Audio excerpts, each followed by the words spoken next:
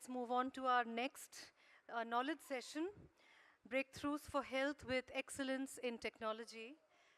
With the major push towards digitization and standardization on various socio-economic fronts, India is at the cusp of a technological revolution. Today, India has 60% of internet penetration with over 465 million users. This provides a great opportunity for the healthcare sector to evolve and through innovation increase its reach to the interiors of the country, benefiting people from all walks of life. India is also promoting and supporting homegrown markets and entrepreneurship through a number of initiatives propelling research and innovation. So once again, I call Dr. Bobby John to moderate the session while I announce the names of the panelists and introduce them as they come up to the stage, please. Our first panelist is Mr. Akash Agarwal, Deputy General Manager at Paytm. Mr. Agarwal, thank you so much for being a panelist and for taking part in the session. Our next panelist is Kul Gaurav Kapoor, Senior Vice President, Yes Global Institute. Mr. Kapoor, thank you so much for being a part of the panel and for joining us. Our next panelist, Dr. Rahil Kamar Siddiqui.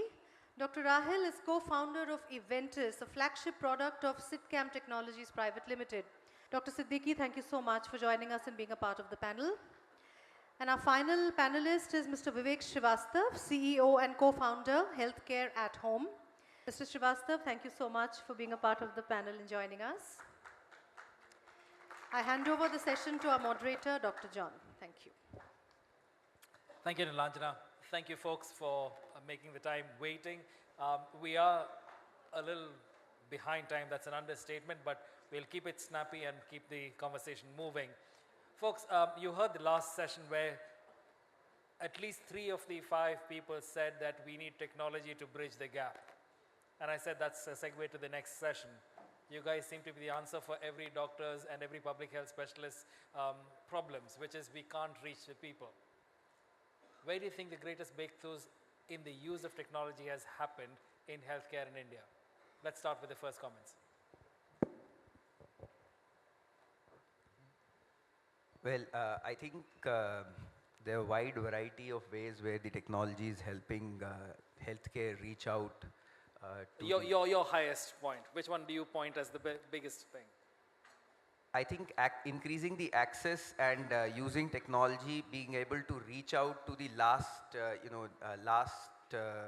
village or last town is, one of the most important things which is happening. And, even through that, controlling the quality of delivery using the technology and, the kind of equipments, etc., which are coming in is one big thing which is happening where these people would probably not have been able to come to the main cities to get healthcare access, and now they can get that at a much cheaper cost as compared to what would have happened, let's say, 5 years. So technology is a kind of a metaphorical bridge that is happening, bridging geography. True. Right?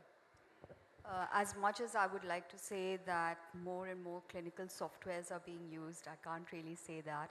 I think currently I feel the device industry is doing a fair contribution towards, bridging some gaps in the way technology works in healthcare. But what I would personally like to see is that there's more recording happening at the point of care rather than, just data analytics without devices. Quality data. Yeah, devices I think is a major. What kind of devices, if I may ask? The devices that capture, whether it's ECGs or, the radiology devices, vital machines, Fair enough. Things like devices that are picking up data. Data. Yeah. Right. Yes, Mike. The big thing is still to happen.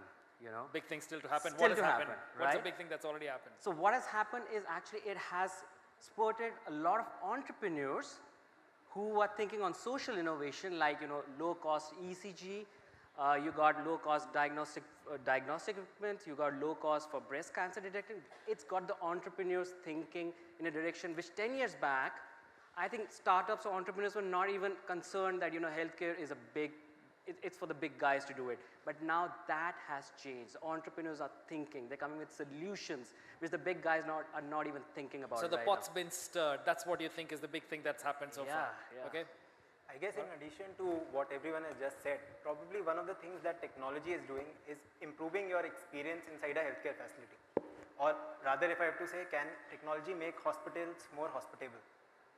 I could probably figure and go into that. For example, if I enter a hospital today, I would first have to go to a reception counter, which would tell me that you are the first, this is your first time in a hospital, so you go to our registration counter, which is there on the leftmost corner of the hospital. There I would get registered. Then they would tell me that on the first floor there is a OPD counter, there you need to book your appointment, where the doctor would be sitting on the second floor, post which the So lab. you're saying that the user experience is a little bit better than before, and that's what technology has done. So we've got different flavors here of people saying this is what is the most exciting that's happening. There's a bridging of the gap, or communications that I might kind of call it. There is the gathering of the information, or the ability to pull data in a more reliable and faster way. There is the user experience that's kind of being modified, both from the provider and from the recipient side. And Kul, you seem to think that the best is yet to come, or the bigger things are yet to come. And at the very minimum, people are beginning to think, like the four of you here, that things are now really being stirred up and people are beginning to take the risks in this space. Right. What are the biggest risks here? Are we looking at technology as a crutch for the many things that healthcare delivery systems should actually be doing? Is it kind of a outsourcing to technology what really should be in the domain of good clinical practice? So in terms of risk, I think one risk at the thought process level is that, while technology will help improve outcomes, reaching out to people, servicing at disparate locations and so on, technology itself cannot solve the problems. What happens is, and as pointed out, that there are so many people who are or entrepreneurs who have come in the health technology domain thinking that technology alone can solve the problem. I think that is, and people thinking that technology alone will be able to solve the healthcare problem of India is a very difficult thing. You will need technology as the backbone of all the service delivery, but you still need service delivery to be able to solve India's problem. What's your perception of the risk? Yeah, Are we looking at technology as a crutch? No, it's not a crutch by no means. I think I agree. It is an enabler, right? It's not something to impede what is happening. It's there to improve what's happening. And I think technology is an area that needs to be part of the infrastructure of healthcare. It just like the way we think of bricks and mortars, of beds, of equipment. We need to think of technology as being the part of the infrastructure of the healthcare system. And the most important thing is that they all need to integrate. They all need to talk. We cannot work in silos. Technology can't work independent in a specific unit. So it's very important that when we talk about technology, we talk about a seamless flow of data between various health units, between geographic locations, because that's where we really will find the real power of technology. So, technology, I completely agree that technology is an enabler. It's no matter, it's not replacing. It's actually the backbone of what things are happening. It will take away a lot of bottlenecks which we had. I'll give you an example right now how technology is affecting, So artificial intelligence, so there's a company known as HealthStap. It has come up with an app known as Dr. AI. It basically does it takes your symptoms, it looks at what is going to be a general physician, and it will going to advise you, that prescriptive advice, that this is going to happen to you. In fact, technology is going so far ahead that there's a Chinese robot, an artificial intelligence robot known as Xiaoyi, pronouncing some maybe wrong. It is the first robot to pass a medical licensing exam.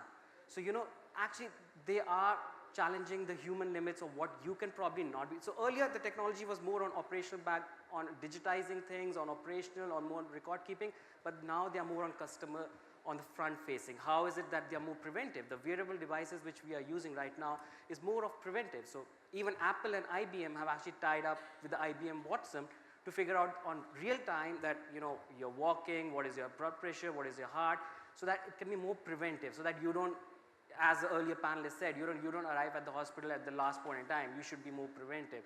And that's what technology is changing. It's actually making sure that you don't reach to that level also. So it's an enabler. It's no way replacing though. So you haven't you given me the enabler, you haven't given me where the risk is. So I guess one of the risks is that technology is not a copy-paste solution here. So for example, if in offices we can manage through video conferencing, if probably I have to reach a rural village, I cannot give the doctor's advice through a video conferencing alone. So as you rightly said, that you need certain healthcare providers at every level, and technology can add on to it. You cannot just simply say that, okay, you can book movie tickets today, so probably you can book appointments for doctors also today in the same way. Both. Okay. So let me ask the audience here. Would you like to be, I mean, you kind of mentioned, Kul, about the whole era of robots which are intelligent, artificial intelligence. Would you like to be seen by such a robot, or would you rather have a longish conversation that's more than 90 seconds with your doctor? What's the poll here? Doctor? Sorry, how many for doctors and how many for the doctors? Doctors, how many for to be seen by doctors? I'm assuming everybody else is to be seen by robots? Is that the sense in the room? Excuse me? Looks like people want to go your way. I'll excuse myself. Will you carry this conversation forward, please? Next question. In the same way that you indicated that people are willing to now enter this space and innovate and try and create solutions, my question, and I'm betraying my clinical background, how much of clinical support, help, advice or collaboration have you had in the journeys that you have respectively made in making health technologies happen? Or is it entirely stuff that's been created by people in the engineering and comp science world? No, I think for us, at least I'll talk about us, we have, it's a deeply ingrained clinical company, right? So we follow Care Quality Commission UK standards, which are like NABH in India. So we follow those protocols. All the policies, procedures, protocols are written by people who have written those standards. Every process which we follow has clinical people writing the process, certifying, doing the process, and then auditing the process. So it's as we earlier agreed that technology is enabling the system. So if in the earlier days nurses used to scribble in the notepad or the pad which is in the bedside, now our nurses write that on an iPad. Sure, that's only a data capture, and you're kind of only improving the flow. The whole care plan is still developed with approved from the doctors, approved from the standard practices. So all that we are doing is making this more and more clinical, because as I mentioned, technology cannot solve or cannot on a standalone basis solve clinical problems. It can definitely become the backbone and enable solving the clinical problems. 2.5 years ago, when we started off with Eventus, we really found very few doctors who were even vaguely or remotely interested in having any kind of clinical software. They just didn't want it.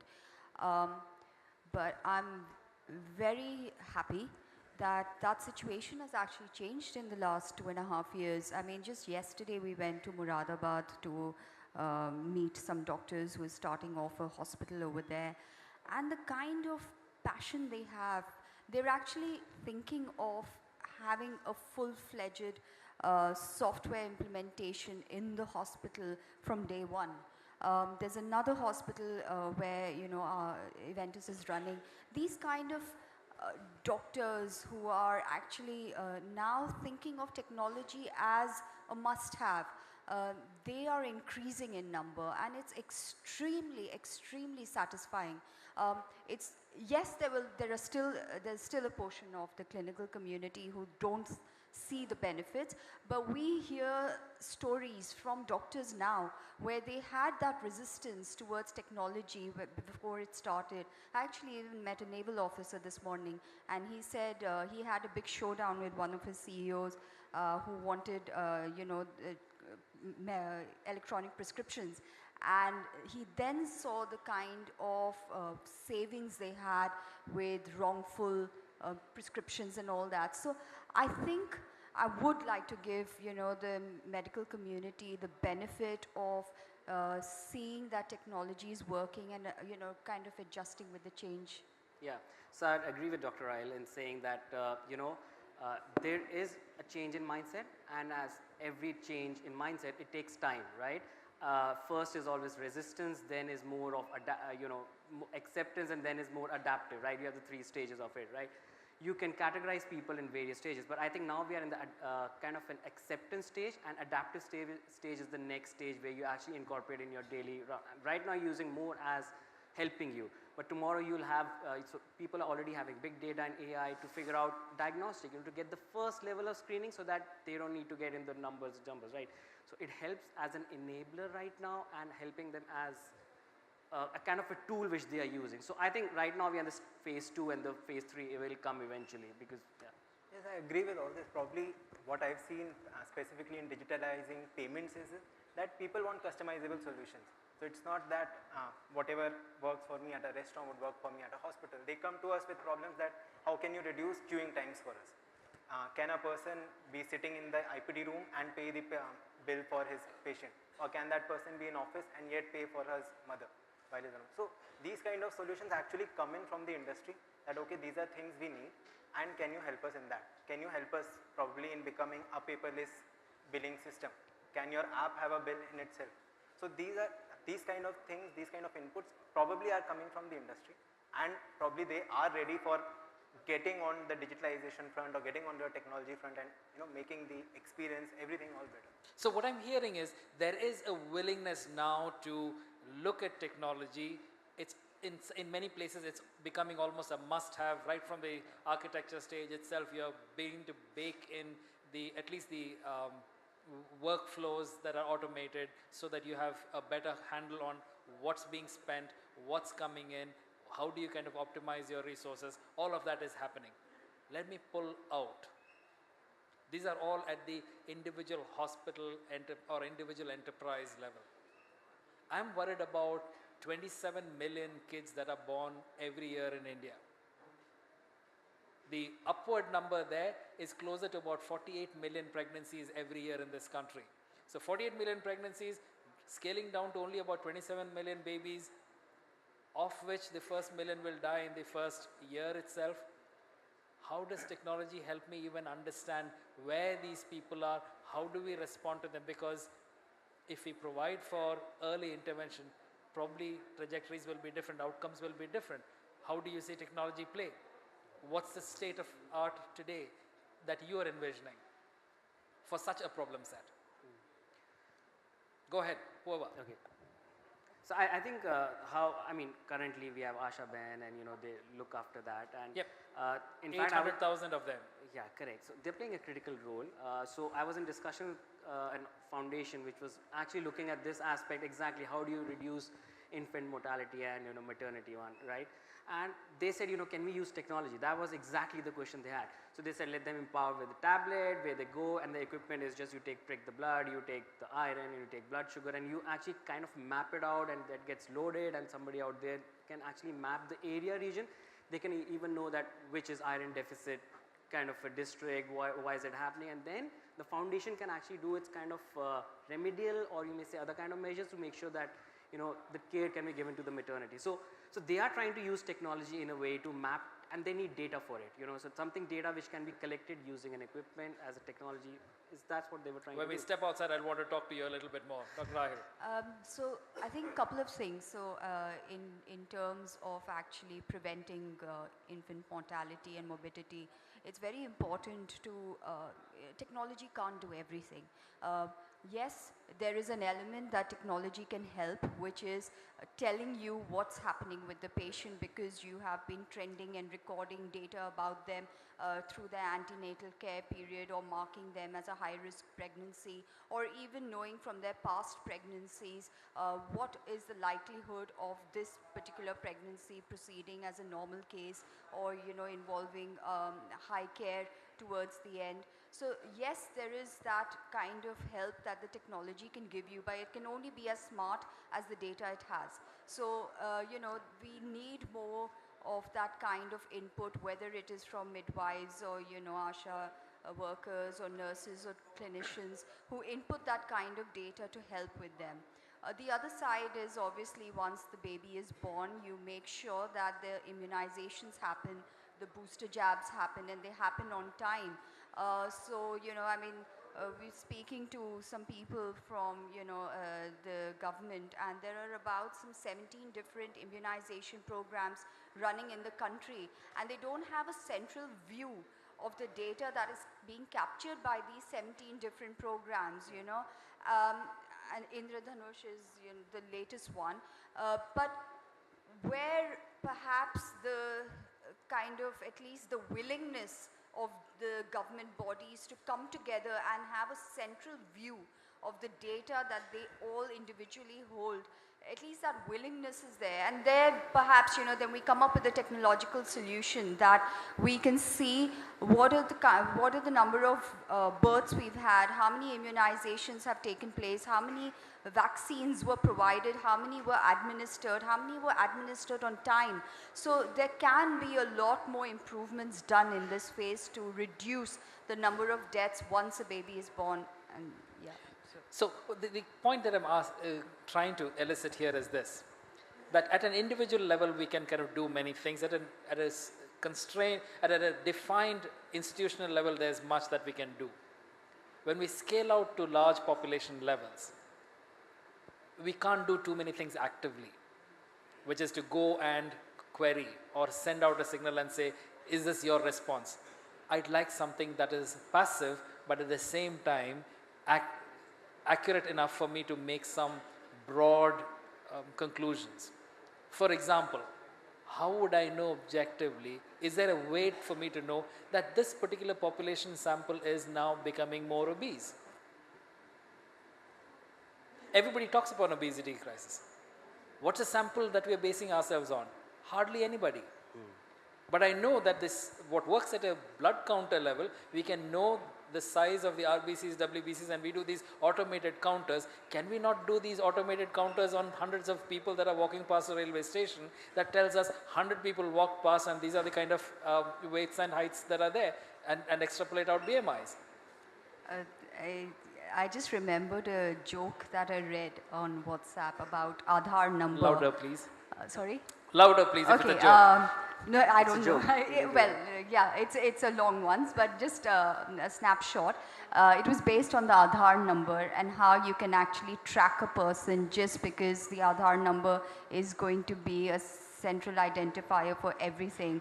So it did say things about, a person calling up and for a pizza.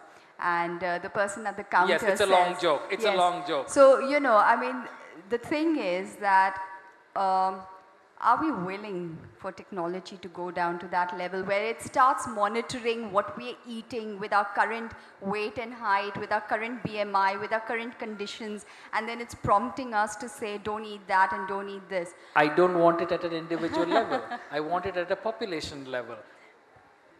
So I think, can the technology do it? Of course it can. Right. What's you preventing it from happening? One, at a scale at which you are talking of, it requires a lot of funding, right? Right. Who would fund that kind of execution? Because it's not that you'll put a machine there and people will just come in and do it. Someone will stand there, get the action done. And if you want to do it at scale, you need money. So the government, and there's no incentive for a private setup to be able to do it, let's say at the railway station. It probably would be more from the government side to be able to fund that and get these epidemiological studies to be able to tell whether the trends are changing or not. So if money were not an object, let's start with you. If money were not an object, somebody was there to give you the money and say, here's your million whatever dollars that you need, what's the big technology thing that you would do that impacts health? I would probably see if we can get a universal health report. So as soon as a What do you mean by that? As soon as a child is born, probably everything that happens in any particular hospital, be it a private, be it a public, it's recorded in the person's history. So you're looking at a very comprehensive personal health record. That's the biggest thing that you would do. Well, if the money is not a constraint, and I think first thing you need to do is you actually need to map out, I mean, if you're looking at India, so what exactly is the population status right now, you know, are we obese, or what is in terms of iron, what is in terms of, you know, what are the various parameters, actually are we deficit in something or not, because a lot of preventive measures will happen once you know exactly about the demographics. So you've taken it to scale. If he's doing it at an individual level, you want it at a population level. Yeah. 1.3 billion people's records, right? Okay. Money is What's the biggest thing that you could kind of think of? Yeah, I would want both. You want both. I'd want both. From you know, cradle to grave, a longitudinal view of a patient, which can then help me do preventive and you know, predictive analysis at a national level. I think I would agree. I mean, you know, if you want to improve the condition of the country, you'll have to have data all across and work at the preventive level, because, you know, or the curative level, it becomes too expensive for you to deal with it. So if you prevent diseases from happening or catch them at a very, you know, early stage itself, the cost of delivery would be much smaller. Folks, what we have is, to my mind, and with no disrespect to all of you, a particular way of looking at technology as it relates to health. It looks at data, it looks at interpreting it, it looks at being able to make predictions or streamlining workflows and making the user experience, whether it's a provider or the recipient, a better one. Let me give you a different viewpoint of technology, and I want to leave you with this thought process to struggle with. One of the simplest pieces of technology that most women of a particular age and time in their life use is a simple slide test which tells them whether they're pregnant or not. Gets done in the privacy of their homes, doesn't require a prescription, easy to do, very reliable and sensitive. Does it enable a decision making for a woman in the privacy of her home? Absolutely. In the same way, do we have rapid diagnostic kits that tell us whether somebody's got malaria or somebody's got some other disease? That's another way of looking at technologies. That's diagnostics. Is there an ability for somebody to say, the simple weighing machine that you get onto, that has kept track of what your personal weight trajectory has been over time? And there are many such things that are happening. Can they be now branched out into other areas of our daily living that enable our lives to be better impacted? Yes, there is a need for the computing, data analytic part of it, but the grabbing of the information and allowing for personal decision making is another space where a whole bunch, I mean, you mentioned, Dr. Ryle, about devices. Devices of that nature that may not be connected, would be disconnected, but allow for decision making in the privacy of homes that have got impact on health and could impact clinical care patterns. Those are the kinds also that we need to be pressing hard on.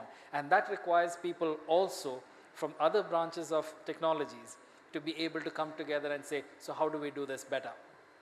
I want to cut short this because we are on time. There's, like you said, Cole, an exciting time ahead of us. And all I can wish is that there would be many, many more people who have got interest in technology to come together. And one of the things that I would say to the health health field or health professionals is develop an interest into what the others are doing. Many of the solutions that we will seek for may be aided, may be enhanced, may be supported by developments in the technology world. The ultrasound as we know it today is simply something that could not have been imagined by a doctor. The desire might have been there, but today it's a reality simply because people who were into computing and visual processing and signal processing were able to subtract sound waves from one from the other and be able to convert into an image. That's saving lives today. I hope, not only with you guys, but with many like you, the best is yet to come. Thank you very much for your time. Thank you, folks. Can we have the mementos here, please?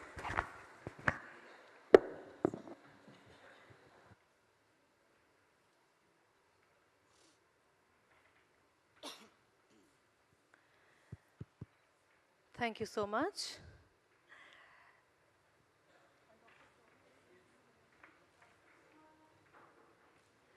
I request Dr. John to kindly present mementos to our panelists. Mr. Amitabh Sharma, if you could please come up on stage to present mementos to our panelists. Mr. Amitabh Sharma is Vice President Marketing of the Blossom Kochhar Group of Companies.